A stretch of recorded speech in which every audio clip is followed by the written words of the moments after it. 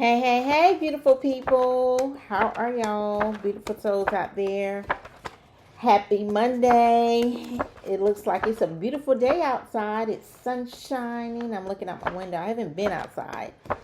The sun is shining. So I hope it's a little bit warm out there. So we're going to read from my book today. And see what the divine message is for today.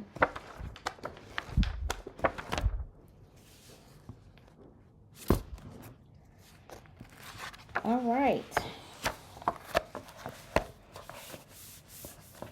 Okay, so we're going to be reading from my book, Her Voice Beyond the Grave, A Sister's Cry to Sound the Silence in Domestic Violence. And this is my sister telling her story through her voice, which I wrote the book.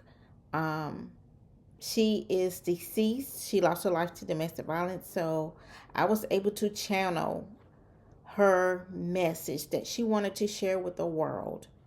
Okay. All right. So we're reading from chapter 2, My Lost Journey to Becoming. Okay. All right. So the first quote is from Stephen Labossiere. I think that's how you say his name. Labossiere. He's a big guru. That's a relationships guru. All right.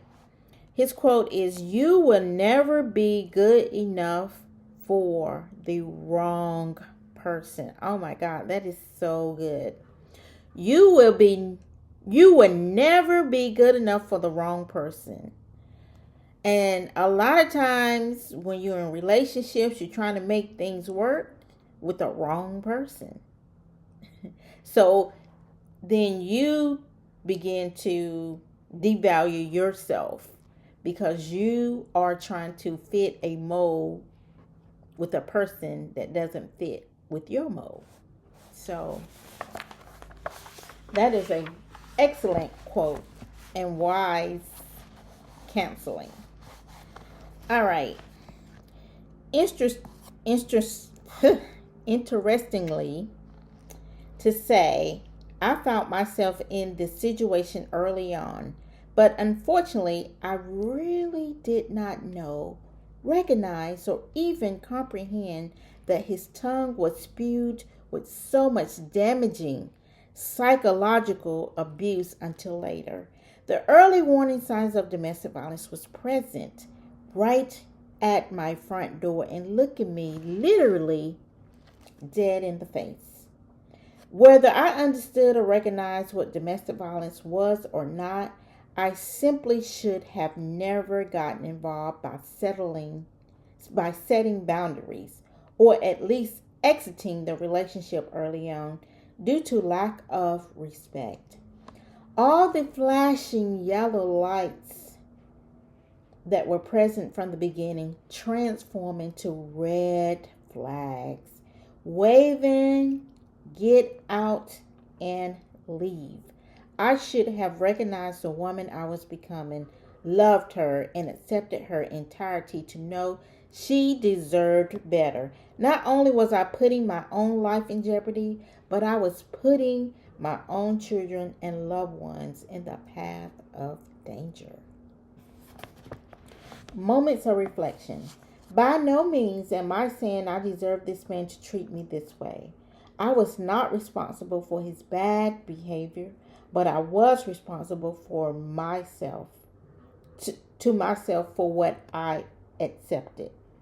Basically, his damaging, toxic behavior made me feel as if I was useless, damaged goods. Perhaps like a drenched, soggy, wet sponge embedded with mildew and a foul-smelling odor, because I soaked up everything he told me that was bad about me.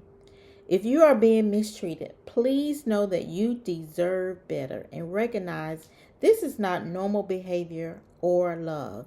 It is best to be alone than allow someone to psychologically abuse you.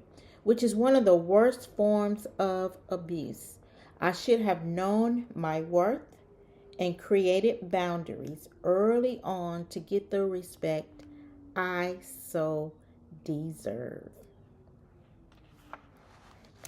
Affirmation: I am deserving of love and worthy of respect. I'm going to read that again. I am deserving of love and worthy of respect.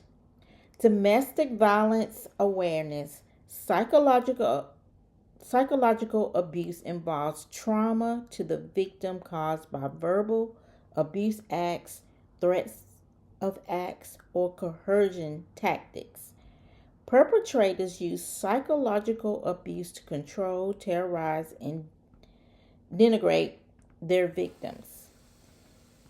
It frequently occurs prior to or concurrently with physical and sexual abuse. National Coalition Against Domestic Violence. Questions to ponder. 2 questions. Do you feel like a soggy wet sponge absorbing all of your partner's foul language, lack of respect, with insults and bad behavior towards you? That's question number 1. Have you thought about a strategical plan of actions you can put into place to set boundaries for your sanity and safety? Here are the questions. I will put them in the post, but these are questions to think about, okay? Write the questions down and reflect, okay? All right, so that was from chapter 2, Her Lost Journey to Becoming. And that is page 53. If you have the book, it's page 53 through 55. All right, so we're going to go ahead and do a release card as well, because we are releasing in 2026 all things that has kept us bound. Okay.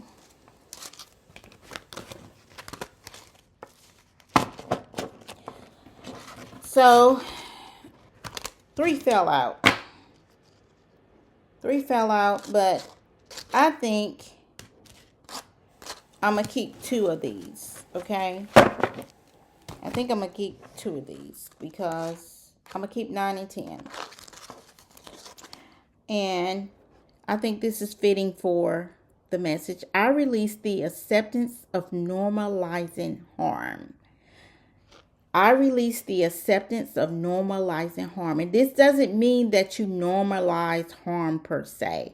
This means that sometimes, like I've given an example before, we may say what goes on in this household stays in this household.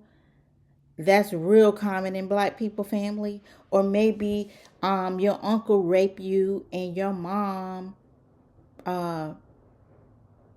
told you not to tell nobody, or she just downplayed it and like, oh, that's your uncle, or just didn't acknowledge that your uncle raped you. So that's normalizing harm. Your mom expected you to be like just sweeping under the rug, go head on, don't tell anyone, or just a number of factors of the way it was ignored. So that's normalizing harm. So sometimes those things can be passed on to the next generation. So that's what I mean when I say normalizing harm. So write this down, because we're going to burn this and release this. We're going to release this. Okay? Here's another one. I release the gag order prohibited by my abuser.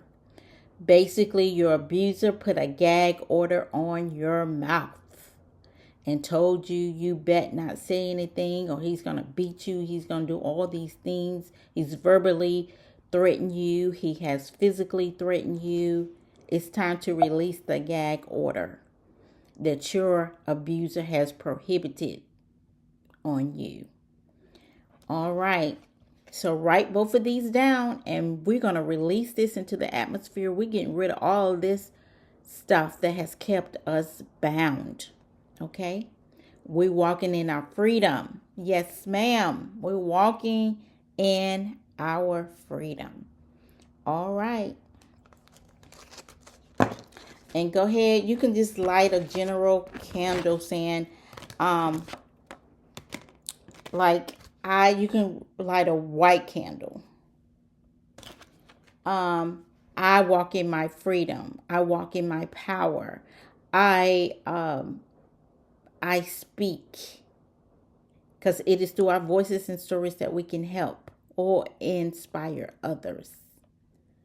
Okay, so you're releasing that gag order. Actually, you can do a blue candle for your voice. My voice is powerful. My voice is strong. I empower my voice. I articulate very well. I articulate what I want to express. I express freedom. So it's all types of things that you can do or say.